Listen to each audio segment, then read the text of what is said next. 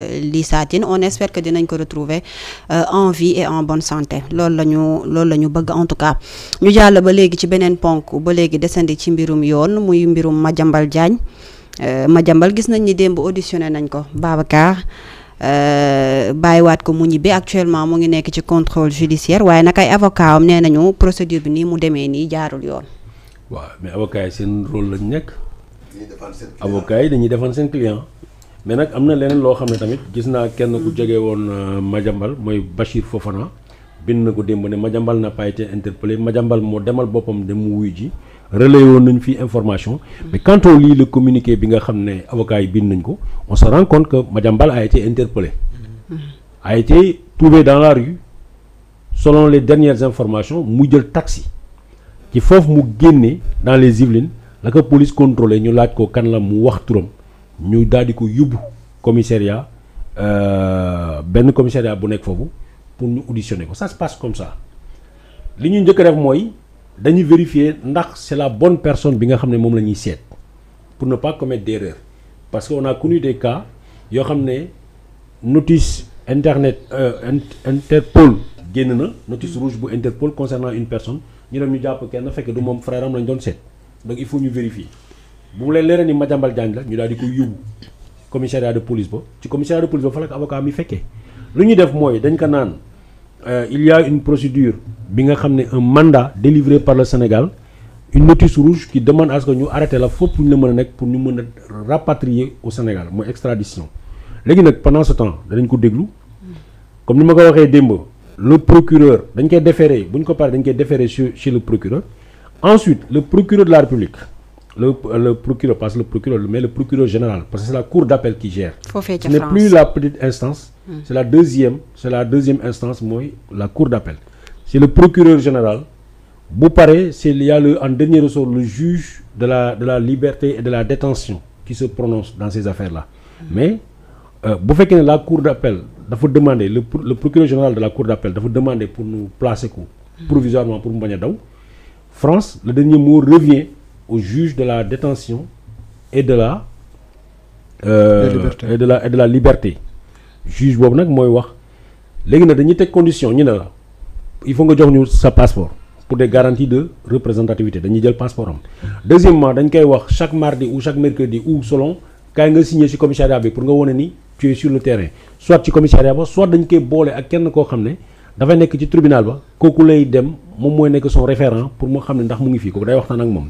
Deuxièmement bu ñu ko auditionné ba nu pare ñoom dinañu xool procédure bi en attendant ñoom am nañu les réponses de Madiambal Diagne sur ce qui s'est passé li tax ñu décerner ce mandat là contre lui. léegi Sénégal dafa war a yónnee ay éléments ñoom nag par rapport à ça dañuy juger finalement est-ce que dinañu delloo Madiambal Diagne Sénégal wala duñ ko delloo mais Madiambal Diagne góor sa wax ja daf ñu waxoon balaa l'exécution de ce mandat là moom dina jébbal boppam état du Sénégal dina ñibbisi loolu la wax dafa demoon pour préparer sa défense et ainsi de suite mais dina ñibbisi mais vraiment gis nañ ni. suñu basé wu ci le fait que mu daw bàyyi jabar ak i doom ci loxol yoon ñu gis ko ñu exécuter le mandat d'arrêt ça veut dire sur 2 points Madiambal Diagne ne dit pas la vérité pour quelqu'un qui nous a habitué à être un guerrier xaaroon nañ ko feneen mais nag lii xew ñu auditionné ko ñu bàyyi ko en liberté provisoire mais c'est comme ça que ça se passe c'est ça la loi contrairement ak Sénégal bi nga xam ne bu ñu leen waxee ne jàppal leen ma Tumba Jakite fii lañ ko jàpp Wakam dugal ko ci kaso bi Rebeuss lañ ko génnee dugal yóbbu ko directement Conakry non parce que la liberté c'est le principe mënuñu jàpp nit jusqu'au dernier moment et puis waxoon nañ ko parce que gis naa tappalekat yi génne encore ñu ni Madiambal dafa rassembler ay vidéo ak ay affaires pour wax ni ay militants wu Pastef wala ay militants wu état bi régime ainsi de suite bu ñu ma jàppee loolu moo tax je demande l'asile réfugié politique non Madiambal n'est pas dans cette situation personne ne l'a jamais menacé gis nañu ni c'est quelqu'un qui a fui pour un délit financier or toutes les conventions en Europe en tout cas ONG yu bari ñu ngi xeex ci loolu képp koo xam na nga def njuuj njaaj détournement mais la France punit lourdement cette affaire sauf que dans cette affaire il y aura un peu de politique parce que waxoon naa leen ay ñoom Cluzet ñi nga xam ne ñu ngi ci plainte bi ay ñoom Olivier Picard benn PME bu ndaw la yor benn entreprise boo xam ne musul am yenn pour la première fois Afrique lañ koy jox ay milliards et si ça a été fait c'est grâce aussi à Emmanuel Macron c'est un ami à Emmanuel Macron d'ailleurs moom léegi sax mu changé secrétaire am bu doon liggéey ci Emmanuel Macron jógee ci Emmanuel Macron ñëw liggéey ci moom ainsi de suite donc kooku waa jooju la ñu jox marché boobu donc est-ce que la France parce que Madiambal Diagne au même titre que ni mu mën a waxee ci ñenn ñi am na ay éléments ak information contre Macron contre Picard contre les amis xam na xaalis yooyu bi mu ko récupéré parce que bul fàtte nañ ko toppee pour lan blanchiment blanchiment mooy lan xaalis bu lewut nga leewal ko man tey suñ ma viré loon xaalis boo xam ne su ma joxoon xaalis boo xam ne xaalis drogue la bu bari ma dugal ko suma compte bancaire bu ci génne mën naa la ci fay leew na ci yow mais blanchir laa def en le faisant passer par mon compte bancaire ou en le faisant passer par une activité boo xam ne dañuy gis ni activité bu licite la donc moo tax il y a association de malfaiteurs il y a blanchiment d'argent il y a détournement de fonds parmi les chefs d'inculpation yi nga xam ne moo topp Madiambal Diagne ak ñi mu àndal. D'accord Guèye rapidement bu ñu gisee ni bañ ko jàppee léegi dafa daw dem France te waxoon na comme ni ko Babacar waxee ne woon na dina ñibbisi da doon préparer défense am est-ce que du loolu la prévoir woon ndax mënees nañoo xaarandi dinañ yegg ci extradition ndax moom préparé wul actuellement parewul pour mën a ñibbisi ci réew mi. ah Babacar Touré ne woon na liste ñi nga xamante ne du ñu ñibbisiwaat moom Madiambal Diagne ci la bokk Doudou Ka ca la bokk Amadou Sall ca la bokk maanaam daal ñi daw làqu ñi amul ci kenn kuy jël décision sa bopp ak sa ngor ñëw ñibbisi parce que nag leen di xaar xam nañ ko Madiambal Diagne bu fekkoon ne dafay dëggal boppam lii mu def nii sax du ko ci fekk. dama bëgg a préciser ni Doudou Ka moom nee na moom Daoud dafa dem liggéey France la dëkkoon liggéey moo taxoon mu ñëw Sénégal boo amatulee liggéey am na liggéey France bés bu ko Sénégal ne woon dañ ko soxla ci benn dossier dina ñëw dëggal boppam dina wuyu si loolu la ma wax. Doudou Ka waaw loolu la wax. kon leer na. ayca continuer ci Madiambal ci Madiambal Diagne. donc ñu jàpp sa doom jàpp sa jabar sa bien ñu téye ko ak li mu wax fii yëpp Madiambal dossier am moom xam na ko xam na li koy xaar parce que nit la boo xamante ne ci manipulation dong la mos di dundee ak régime bu fi ma sax jaar nag te mbirum extradition nu ñu koy wax extradition Madiambal professionnel la ci ku ko maîtriser la ku ko mën la ci utal la passeport am ay yoon yu muy jaar ak yow ba génn la parce que bu leen fàtte ne Madiambal Diagne dossier yu fi ma sa am mu libbi la nëndam ci de 2012 ak léegi loxo Madiambal Diagne dugg na ci ak commencé ca l'affaire Adji Sarr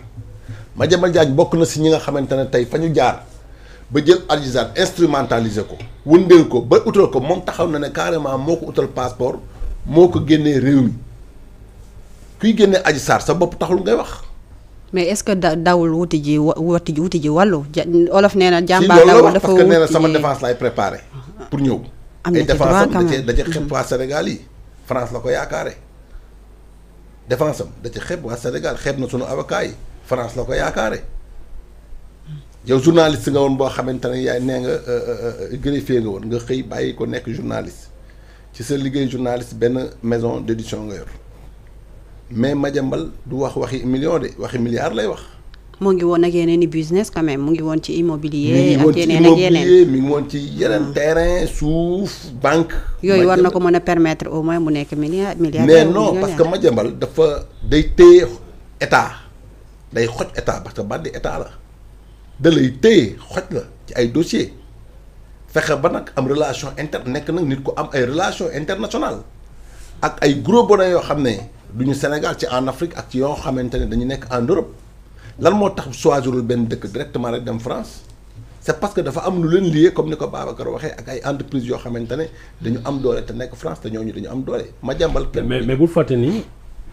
c'est les mêmes chefs d'inculpation mandat comment on appelle réquisitoire introductif bi nga xam ne procureur def na ko dans le cas Madiambal Diagne ñii ma la wax ñetti tubaab yooyu yëpp seen tur mu ngi ci ak Madiambal Diagne ak jabaru Madiambal Diagne muy Mabintou Diaby ak ki nga xam ne mooy Mohamed la seule personne bi nekkuloon ci réquisition les deux personnes ñi nekkul ci dossier boobu mooy Mbaye Omar Mbaye la tudd mooy ki ñu wax marabu bi ki ñu jàpp Thiès ak Serigne Saliou Diagne ñoom ñaar rek a nekkul ci procédure bi et ñoom actuellement ils sont en prison pour le cas Omar Mbaye il faut le préciser xaritu Madiambal Diagne la moo koy doxal yenn affaire mystique yi mais deuxièmement Madiambal bu muy jouer le sale tour ñu naan Madiambal est sur le territoire national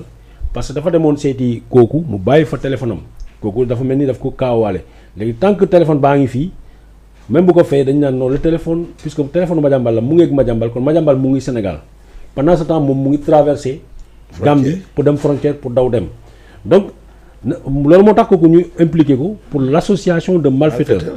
ne serait-ce que plus tard ça peut tourner vers le recel de malfaiteurs parce que koo xam ne ñu ngi koy seet mu ñëw ci yow nga làq ko loolu yoog moom yéen a yem keneen ki nag doom ji moom lañ comprendre ba léegi lan moo ko dugal ci procédure bi mooy Serigne Saliou Diagne donc c'est bien tout le temps ñuy def rappel yooyu pour que nit ñi ñu bañ a fàtte. rapidement nga continuer laataa may jox donc Madiambal daal dafa nekkoon koo xamante ne tey ni ma ko jàngatee en tant que patriote mission am ceebam dafa këpp bu yàgg moo taxoon Madiambal bokk na si ñi nga xamante ne dañu portoon seen combat ni tout sauf Ousmane Sonko parce que Madiambal xam na Ousmane Sonko xam na dossier bi ay dossier Sonko du ko téye comme ça te manipulation yi mu doon def yenn état yi fi daan jaar ñëpp xam na ne ak Pastef les patriotes ça ne passe pas moom it moo tax mu porte combat ak lépp lu ñu mën a accuser Ousmane Sonko ba dugal ko. Madiambal Diagne mi ngi ci te mook Adji Sarr bu Adji Sarr waxoon tey dossier Madiambal di ngeen gis yeneen yu feeñ yoo xam ne ñoo gën a garaaw sax mbirum li ko état di toppee. mënees nañoo xaarandi dinañu bisi laata ñuy passer à l'étape supérieure. ku koy xaar ba déwén doo ko mës a gis doo ko mës a am te Madiambal duñ ko jàpp duñ ko indi fii ci Sénégal man maa la wax lii man tey. boo déggee ne Madiambal indi nañ ko ah kon de surprise bu rëy am na. duñu ko andi. mais nag je pense que relation internationale état yi. alors amuñu xarit ay intérêt la ñu am France ak ñun tey lépp loo xamante ne day xajamal seen diggante ak Sénégal ñoom je sais que ñoom danañ ko moytu bu baax a baax a baax a baax a baax a baax. d'accord est-ce que bu état taxawee. ne leen jox leen ñu Madiambal Diagne soxla nañ ko pour ñu juger ko ci loo xam ne moo ko fay bu ñu fàtte tamit ne jàpp nit jëlee ko réew mu ñëw indi ko Sénégal lu tey rek la ko mës a am Macky Sall def na ko fi Hissène Habré tabaxal ko fi kër. jëlee ko ci beneen réew ñu indi ko mu laaxatu woon fii mais bañ defee pression ci moom dafa taxaw def carrément parce que suivre ay intérêt ñeneen ñoo ko def en commençant par la France bien sûr ñëw tabaxal ko kër jàpp ko juge ko tëj boo xamante ne bañ ko yóbbu suñu tribunal dañ ko nguufaan donc tribunal du Sénégal suñu justice bii lu ne am na fi. donc kaaw Madiambal Diagne extradé Macky Sall yooyu du dara. d'accord waaw. Ange rapidement sa commentaire par rapport ak situation bi nga xamante ne Madiambal Diagne actuellement mu ngi fi ñu wax ne le 28 octobre.